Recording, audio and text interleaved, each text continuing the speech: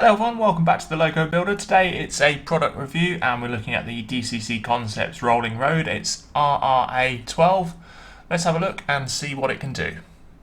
So there we are. First of all, then you can see all of the different scales and gauges, or gauges I should say really, that this product works with, all listed here. So we've got 00, HO, ON30, TT, HOM, 12mm, N gauge, HOE, P4 and EM gauges. It says that they're very easy to change and takes only a few minutes.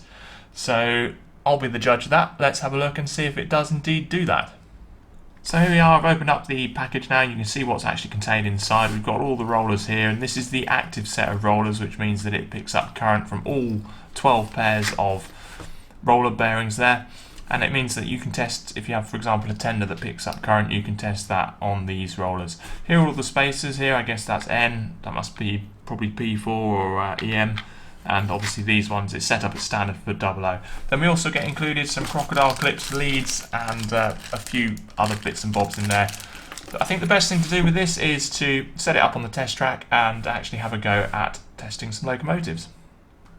Before we actually go on and test the rolling road itself, let's just have a little closer look at these roller bearings here, and you can just see basically the plastic spacer there, and then we have on either side these metal sections like this, and the way that you actually change these spacers is by using a little small screwdriver like this. There's two Phillips screws in the bottom, and you simply unscrew like that. So you take off that little roller bearing there. You can see that's a separate section. Take off from both sides like that. Obviously you have to be careful not to lose these screws because they're pretty small. Put the spare spacer aside, then grab your new spacer. So what have I gone for here? This is a N, so it's a 9mm spacer. I don't know whether you can see that written on there, but you simply then go on the underside like so, and you can see there's two little holes in the underside there. Place this on like that, and then try and screw it back in something like that, I believe. There we go, that's fitted in there, that's it. Bit of a tight fit on that one first off. Screws obviously pinged away and in there like so with the second screw. So yeah, okay, they say it changes easily. You know, it's probably like, if you've got a dual 12, it's probably a 5-10 minute job to do all of those, but there we go, that's now set up for N, and you do all the rest of that, all the rest of the rollers like that, and you can then test your locomotives in whichever gauge you desire.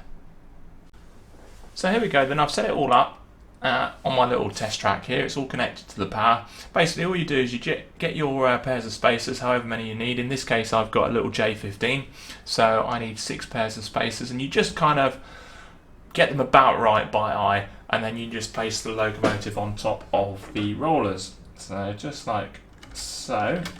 There we go, you can see they kind of space themselves in a little way. Just make sure that's all on. Yes, it is.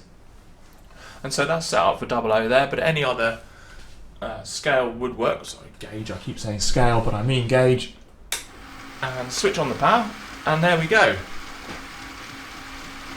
That is the essential concept of a rolling road. It means that you can test locomotives under their own weight, under their own power, without having to send them round and round a test track. So there's quite a lot of advantages to having a rolling road, and I would certainly say that having one, especially if you're into loco building as I am, is a beneficial thing for you to have. I'll just turn that down a bit because it's a bit noisy.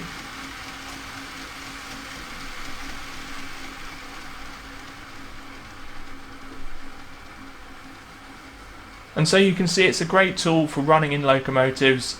It's a great tool for testing your locomotives, and especially when you're building them, it's much more convenient than having to go constantly back to your layout. Even if you know, for example, like me, I don't even have a layout, so I can go and test my locomotives using this rolling road very, very easily indeed. So before I summarise, I just want to show you a couple of extras that you can do with your rolling road, which might help you in your locomotive modelling or your building. I've set up my kit-built A3 chassis or A1 chassis here, just on the rolling road. You can see it's nicely supported.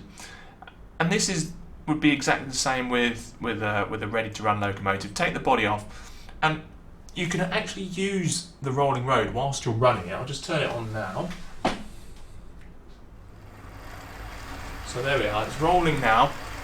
And if you had a cotton wool bud just dipped in some cleaner or some IPA, you can actually start to clean your wheels incredibly easy there, just by rubbing a cotton wool bud over the top of those. So cleaning wheels is really, really easy. Another thing that you can also do to help you is oil your locomotives while they're running as well. So just a tiny dab of oil just in those axles there will just help that to run extra special smooth. So just a couple of little tips there on how you can actually get more out of your rolling road.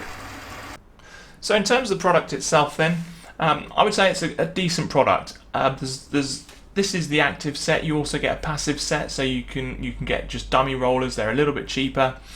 I went for the all active set just because I can. I was a little bit skeptical at first about having all of these spacers included with the pack, but I can see why they do it. It saves on their costs, so it's much more efficient to put everything that you need into this one packet. And to be quite honest with you, I'm an Engage modeler as well as 00, and in the future I might go to EM or P4, so actually having all of this flexibility gives me quite a lot of product for my money. In terms of money, I think DCC Concept retail at around $99.99. However, if you shop around, you should be able to get it between 90 and maybe even as low as 85. I think Hatton's were the best price that I saw on this one. So overall, I would say it's a recommended product, very, very useful tool to have, and also very versatile as well. Thanks very much for watching, and I'll see you next time. Bye bye.